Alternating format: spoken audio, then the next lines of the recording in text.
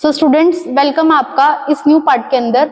आज हम यहाँ पर लास्ट पार्ट को कवर करेंगे, जहां पर मैं आपको लॉन्ग क्वेश्चन आंसर्स करवाऊंगी किसके, फर्स्ट चैप्टर के एनसीईआरटी एग्जाम्पल के। तो आज हमारी ये लास्ट वीडियो रहेगी किसकी, फर्स्ट चैप्टर की। इसके बाद आपके सारे एनसीईआरटी एग्जाम्पल के क्वेश्चंस कवर हो जाएंगे। So let's start our lecture. हम इससे पहले पूरे 38 क्वेश्चंस को कवर कर चुके हैं। So our 39th question is on heating blue coloured powder of copper nitrate. वो कह रहा है कि आपको कॉपर नाइट्रेट के कंपाउंड को हीट करना है, जो कि ब्लू कलर का है। किसके अंदर? बॉइलिंग ट्यूब के अंदर। स्टूडेंट्स, बॉइलिंग ट्यूब कुछ नहीं है, जस्ट एक टेस्ट ट्यूब की तरह होती है, ठीक है। और वो क्या बनाती है? कॉपर ऑक्साइड, ऑक्सीजन गैस और ब्राउन गैस। तो आप देखेंगे, पहले तो आपको पता होना चाहिए कि कॉपर नाइट्रेट का आपका क्या फॉर्मूला होता है। तो कॉपर नाइट्रेट का फॉर्मूला होता है आपका CuNO3 का होल ट्वाइस। CuNO3 का होल ट्वाइस को अगर आप हीट करोगे तो क्या मिलेगा? कॉपर ऑक्साइड प्लस में O2 और प्लस में NO2 आपको मिल जाएगा। क्वेश्चन इतना क्लियर है? इतना उसने बोल दिया। अब वो कह रहा है कि इस इक्वेशन को बैलेंस करना है। क्या करना है? बैलेंस। तो बैलेंस करते हैं। कितने कॉपर है यहाँ पर? 1। और यहाँ पर भी कितने हैं? 1। अब कितने नाइट्रोजन है यहाँ पर? देखना भाई, 2। कितने नाइट्रोजन है यहाँ पर? 2। और ऑक्सीजन कितने हैं? 6। कितने ऑक्सीजन है? 6। तो आपको यहाँ पर बैलेंस करना है। तो अगर मैं यहाँ पर 4 लगा दूं, क्या लगा दूं?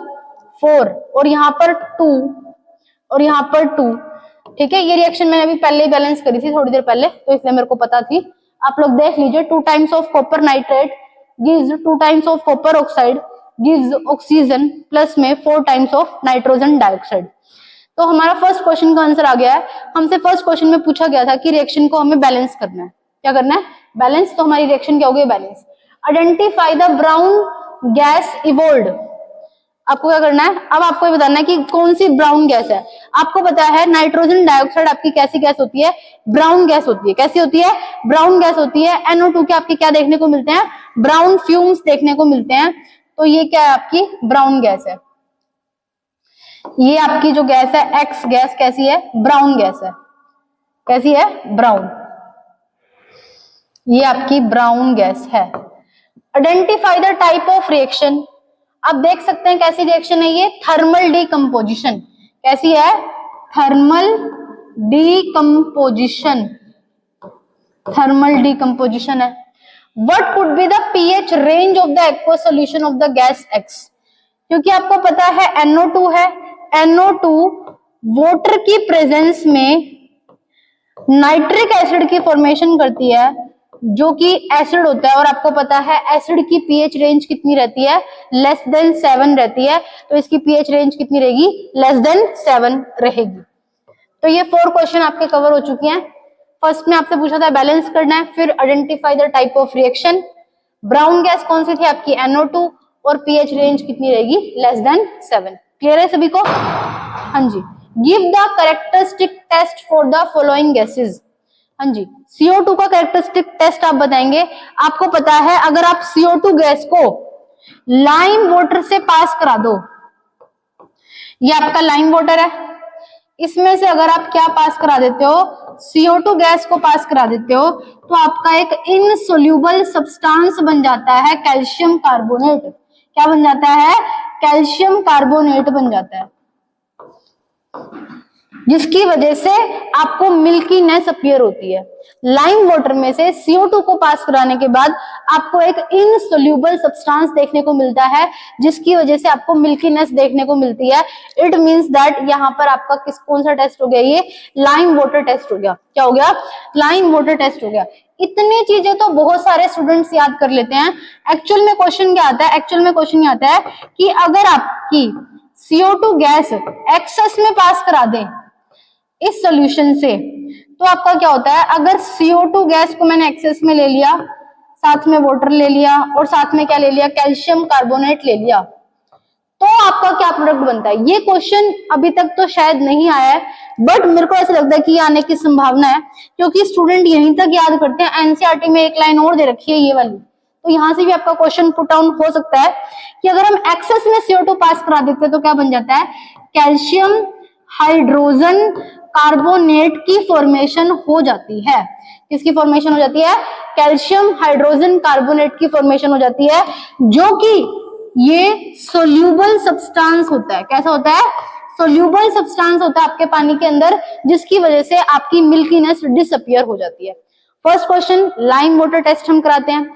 CO2 को लाइम वाटर में से पास करवाने की वजह से आपके इनसोल्यूबल कैल्शियम कार्बोनेट की फॉर्मेशन हो जाती है। अब उस इनसोल्यूबल कैल्शियम कार्बोनेट के अंदर अगर आप एक्सेस अमाउंट में CO2 को पास करवा देते हो तो आपका क्या बन जाता है? Calcium hydrogen carbonate. नेम को रिकॉल करना, कैल्शियम हाइड्रोजन कार्बोनेट है, ना कि कैल्शियम कार्बोनेट है। कैसा होता है ये प्रेसिपिटेट की फॉर्मेशन नहीं करता है, ये घुल जाता है, सोल्यूबल हो जाता है और आपकी मिल्कीनेस हो जाती है, डिसअपियर हो जाती है। आइए अपने नेक्स्ट टेस्ट पर चलते हैं, SO2 का टेस्ट। जो सल्फर डाइऑक्साइड का टेस्ट होता है, ये टेस्ट आपको कैसे देखने को मिलता है? जर्नली जब हम ये टेस्ट करते हैं तो आप ये दो तरीके से कर सकते हैं। फर्स्ट, आपको एक बर्निंग स्मेल देखने को मिलती है, जैसे कि आप फेरस सल्फेट का डिकम्पोजिशन करते हैं तो वहां से अगर आपकी SO2 गैस बाहर आती है तो वहां पर जो आपकी स्मेल अगर आप करके देखते हैं, टेस्ट ट्यूब को बहुत हल्के से स्मेल करके देखना है तो आपको एक बर्निंग स्मेल प्रोड्यूस होती हुई दिखाई देगी, बर्निंग ओडोर फर्स्ट। या फिर हम कह सकते हैं कि रोटन एग स्मेल होती है, जैसे सड़े हुए अंडे की स्मेल होती है, वैसे ही इस गैस की स्मेल होती है, SO2 गैस की। और थर्ड, आप इसको ये भी बता सकते हैं, अगर SO2 के अंदर, SO2 गैस के पास अगर आप मॉइस्ट लिटमस पेपर को लेकर जाएंगे, SO2 गैस के पास अगर आप मॉइस्ट लिटमस पेपर को लेकर जाएंगे तो वो अपना कलर चेंज कर देगा। अगर आप ब्लू लिटमस पेपर को मॉइस्ट करके लेकर जाओगे तो वो रेड लिटमस पेपर में कन्वर्ट हो जाएगा। इट मींस वो अपना एसिडिक नेचर शो करेगा। तो ये मैंने आपको 3 तरीके बता दिए हैं और आप इन तीनों तरीकों को लिख सकते हो। बेस्ट वन जो भी आप लगे, सारे तरीके बिल्कुल सही हैं, सभी से आप इनको कंफर्म कर सकते हो। आइए नेक्स्ट टेस्ट की बात करते हैं, O2 टेस्ट की। ऑक्सीजन का जो टेस्ट होता है, आप किसी भी बर्निंग मैचस्टिक को, बर्निंग कैंडल को अगर नियर द टेस्ट ट्यूब लेकर जाते हो जहां से आपकी ऑक्सीजन बाहर निकल रही होती है तो वो क्या करती है? वो एकदम से एक्सप्लोजिव हो जाती है। मतलब वो जो आपकी गैस बाहर, आपकी फ्लेम होती है, वो एकदम से क्या हो जाती है? और भी ज्यादा एक्सप्लोजिव हो जाती है, जिसकी वजह से टेस्ट कंफर्म होता है कि जो हमारी गैस बाहर आ रही है वो कौन सी है? ऑक्सीजन गैस है। And the last one is hydrogen gas. Hydrogen gas आपकी कब बाहर आती है? अगर आप किसी भी बर्निंग मैस्टिक को नियर दी टेस्ट ट्यूब पास में लेकर आते हैं तो ये एक पॉपअप साउंड प्रोड्यूस करती है, जिससे कि हमें कंफर्म होता है कि हमारी कौन सी गैस प्रेजेंट है? H2 गैस प्रेजेंट है। तो आपको ये कंफर्मेटरी टेस्ट पता होने चाहिए। यहाँ पर 4 दे रखे हैं। नाइट्रोजन ऑक्साइड का भी आपको पता होना चाहिए, वहां से आपको ब्राउन फ्यूम्स देखने को मिलते हैं। अगर किसी टेस्ट में से, किसी टेस्ट ट्यूब में से भूरे रंग का धुआं बाहर निकलता है तो इट मींस दैट आपकी कौन सी गैस प्रेजेंट है? वहां पर नाइट्रोजन डाइऑक्साइड प्रेजेंट है। हाँ जी, इसी के साथ हमारे 2 क्वेश्चन खत्म हो जाते हैं। 41 क्वेश्चन के ऊपर हम चलते हैं। What happens when a piece of zinc metal is added to a copper sulfate solution? अगर आप किसी जिंक मेटल के अंदर, जिंक मेटल को कॉपर सल्फेट सोल्यूशन में डाल देते हो तो आपका क्या होता है? आपको पता है कॉपर रिएक्टिविटी सीरीज के नीचे आता है, जिंक के बाद आता है, तो ये इसको इजीली डिस्प्लेस कर देता है और जिंक सल्फेट बना देता है और साथ में हाइड्रोजन गैस को रिलीज कर देता है। It is a normal displacement reaction. अगर हम एल्यूमिनियम मेटल को डाइल्यूट हाइड्रोक्लोरिक एसिड में से पास कराते हैं तो ये रही हमारी एल्यूमिनियम मेटल और यहाँ पर हमारी क्या है? HCl। It gives AlCl3 plus में H2। Aluminium is highly reactive metal जो कि हाइड्रोजन को इजीली डिस्प्लेस कर देती है उसके सॉल्यूशन में से। हाँ जी, silver metal is added to a copper sulphate solution. अगर आप सिल्वर मेटल को कॉपर सल्फेट सॉल्यूशन में डालते हो तो क्या ये रिएक्शन पॉसिबल है? क्या नहीं, ये रिएक्शन पॉसिबल नहीं है, बिकॉज सिल्वर तो कॉपर से भी नीचे आती है। तो सिल्वर खुद एक लेस रिएक्टिव मेटल है जो कि इस मेटल को डिस्प्लेस नहीं कर पाएगी, तो ये रिएक्शन पॉसिबल नहीं है। हाँ जी, इसको बैलेंस कर लेंगे आप। यहाँ पर लिखा हुआ है also right the balanced chemical equation. यहाँ पर कितने क्लोरीन है? 3, तो आप यहाँ पर 3 लगा सकते हो। ठीक है, कितने हाइड्रोजन हो गए? 3, तो आप इसको 3 तो नहीं लगाओगे। अगर हम इसको करें अगर मैं इसको 2 कर दूं यहाँ पर और इसको भी 2 कर दूं और इसको यहाँ पर 6 कर दूं, कितना करूं 6, तो मैं यहाँ पर कितना कर सकती हूँ 3। तो आप इसकी बैलेंस इक्वेशन लिख सकते हो। तो स्टूडेंट्स बहुत इजी है, आपने इस पूरे चैप्टर में देखा होगा हर जगह पर आपसे बैलेंसिंग करवा रहे हैं, हर जगह पर आपको एक इक्वेशन दे देते हैं, आपसे बैलेंस पूछ रहे हैं, फिर आपसे फिजिकल स्टेट के बारे में पूछ रहा है वो, फिर आपसे रिएक्टिविटी सीरीज पे क्वेश्चन डाल रहा है और फिर टेस्ट के बारे में भी पूछ रहा है। ठीक है, on adding a drop of barium chloride, on adding a drop of barium chloride solution to an aqueous solution of sodium sulfite। हाँ जी, ये क्वेश्चन बहुत इंपॉर्टेंट है। यहां पर आप देखना कि क्या पूछ रहा है आपसे। अभी तक आप क्या कर रहे थे, सोडियम सल्फेट का फॉर्मूला पढ़ रहे थे। तो बच्चे यहाँ पर बहुत बार मैक्सिमम गलती करते हैं, जल्दी जल्दी में सोचते हैं कि ये तो वही रिएक्शन है जो कि आपने डबल डिस्प्लेसमेंट में पढ़ी थी और जो कि आपके एनसीईआरटी में गिवन है। स्टूडेंट्स देखिएगा, यहाँ पर सोडियम सल्फाइड गिवन है, सोडियम सल्फेट गिवन नहीं है। तो ये चीज आपको बिल्कुल अपने माइंड में ध्यान रखनी है कि सोडियम सल्फाइड का क्या फॉर्मूला होता है। सोडियम सल्फाइड का फॉर्मूला होता है Na2SO3। ठीक है, और बेरियम क्लोराइड क्या बन जाता है आपका BaSO3 प्लस में 2NaCl। तो ये रिएक्शन आपको पता होनी चाहिए। Na2SO3 प्लस में BaCl2 गिव्स BaSO3 प्लस में 2NaCl। मैं फिर से रिपीट कर रही हूं, ऐसी गलती मत करना, ये छोटी छोटी गलतियां आपको एक एक नंबर से दूर रखती हैं। ठीक है, आपके 100 में से 100 मार्क्स यही गलतियां अचीव नहीं होने देती। तो हमने बैलेंसिंग कर लिया है। Next, what other name can be given to the precipitation reaction. आपको पता है प्रेसिपिटेशन रिएक्शन का is a part of a double displacement reaction, तो हम क्या सकते हैं, it is a type of a double displacement reaction, और हम इसको double displacement भी बोल सकते हैं। On adding dilute hydrochloric acid to the reaction mixture, white precipitate disappear। वो कहता है कि अगर हम फिर से इस मिक्सचर के अंदर BaSO3 के अंदर फिर से क्या डालते हैं, HCl डाल देते हैं, तो हमारा क्या बन जाता है, बेरियम क्लोराइड बन जाता है और साथ में क्या बन जाता है, H2SO4 बन जाता है। बेरियम क्लोराइड आपका प्रेसिपिटेट नहीं बनाता है, ये सोल्यूबल होता है। तो जो पहले आपको व्हाइट प्रेसिपिटेट देखने को मिल रहे थे, फर्दर आपको HCl डालने के बाद वो आपके डिसअपियर हो जाते हैं। क्या हो जाते हैं, डिसअपियर। बेरियम सल्फेट में HCl डालने के बाद बेरियम क्लोराइड बन जाता है, जो कि आपका सोल्यूबल होता है, ये इनसोल्यूबल नहीं होता। ये मैं बता रही हूँ, बेरियम सल्फेट आपका इनसोल्यूबल होता है और ये आपका सोल्यूबल होता है। ठीक है, तो आपको यहाँ पर ये रिएक्शन लिखकर दिखानी है जिससे कि आपका आंसर हो जाएगा। क्लियर है अभी सभी को? हाँ जी। So our the next question is, so हमारा नेक्स्ट क्वेश्चन क्या है, you are provided with the 2 container made up of copper. एक जगह पे आपके पास क्या है, कॉपर का कंटेनर है और एक जगह पे आपके पास क्या है, एल्यूमिनियम का कंटेनर है। हाँ जी, आपके पास ये है। You are also provided with the solution of dilute HCl। हमारे पास कितने सोल्यूशन है, HCl का है, HNO3 का है, जिंक क्लोराइड का है और H2O का क्या है, सोल्यूशन है। In which of the above container these solution can be kept.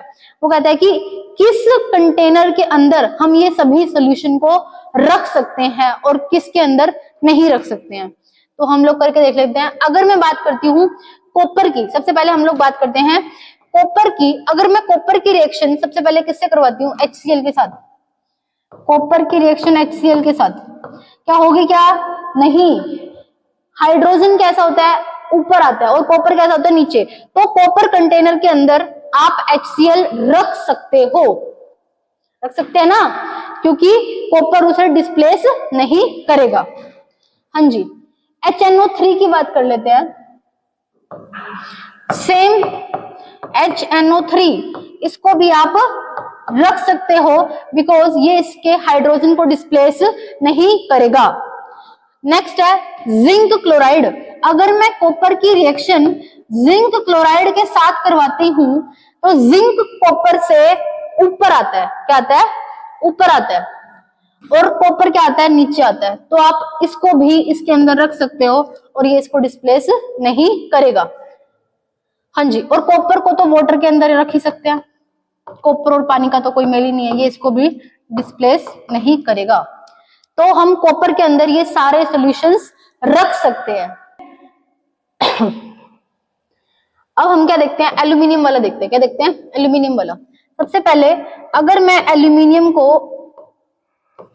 के अंदर मैं अगर HCl डाल दूं तो ये तो रिएक्शन करेगा, AlCl3 कर देगा ना ये रिएक्शन।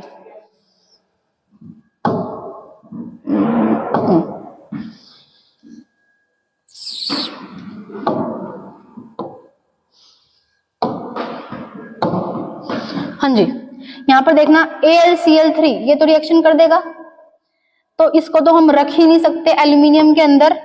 HCl को हम नहीं रख सकते क्योंकि ये रिएक्टर इसके साथ रिएक्ट कर जाएगा। हाँ जी, नेक्स्ट देखिए, एल्यूमिनियम के साथ HNO3 हम इसको भी नहीं रख सकते बिकॉज हाइड्रोजन क्या आता है, नीचे आता है, और एल्यूमिनियम कहां पर आता है, आपका ऊपर आता है। हाँ जी, जिंक क्लोराइड, एल्यूमिनियम के अंदर जिंक क्लोराइड भी नहीं रख सकते बिकॉज जिंक क्लोराइड नीचे आता है और एल्यूमिनियम इसको डिस्प्लेस कर देगा। बट एल्यूमिनियम प्लस वाटर, अगर हम बात करते हैं एल्यूमिनियम प्लस वाटर, एल्यूमिनियम कभी भी वाटर के साथ रिएक्शन नहीं देता है। एल्यूमिनियम कभी भी वाटर के साथ रिएक्शन नहीं देता है, ये आपने चैप्टर नंबर 3 में भी पढ़ा होगा। ठीक है, और आप देख भी सकते हैं कि ये इसमें से इसको डिस्प्लेस भी नहीं करेगा क्योंकि आपको पता है एल्यूमिनियम जो है वो कभी भी नॉर्मल वाटर के साथ रिएक्शन नहीं करता है। ठीक है, ठीक है। सो स्टूडेंट्स, यहाँ पर मेरे से इस वाले कॉन्सेप्ट में एक मिस्टेक हो गई थी। सॉरी, मैं आपको बताना भूल गई थी कि जो HNO3 होता है वो एक ऑक्सीडाइजिंग एजेंट होता है। चैप्टर नंबर 3 के अंदर आप पढ़ेंगे कि HNO3 जो है, ये वहां पर इसका रीजन दे रखा है कि HNO3 जो होता है वो एक स्ट्रॉन्ग ऑक्सीडाइजिंग एजेंट होता है, और जो स्ट्रॉन्ग ऑक्सीडाइजिंग एजेंट होते हैं तो ये इसकी वजह से क्या करता है, इसके साथ रिएक्शन कर लेता है। ये कॉपर के साथ HNO3 रिएक्ट करके क्या बनाता है, कॉपर नाइट्रेट बनाता है और नाइट्रोजन ऑक्साइड की फॉर्मेशन करता है, और साथ में क्या करता है, वाटर की फॉर्मेशन करता है। यहाँ पर ये इजीली हाइड्रोजन गैस को बाहर नहीं निकालता, ये एक एक्सेप्शन है। जनरली एसिड्स मेटल के साथ रिएक्शन कर लेते हैं, बट HNO3 एक स्ट्रॉन्ग ऑक्सीडाइजिंग एजेंट होने की वजह से ये रिएक्शन नहीं करता और हाइड्रोजन गैस को बाहर नहीं निकालता है। वहां पर आप ऐसे 2 मेटल की भी एक्सेप्शन पढ़ते हैं, magnesium and manganese. So students, आज के लिए इतना ही, मिलते हैं अपनी फिर नेक्स्ट वीडियो के अंदर।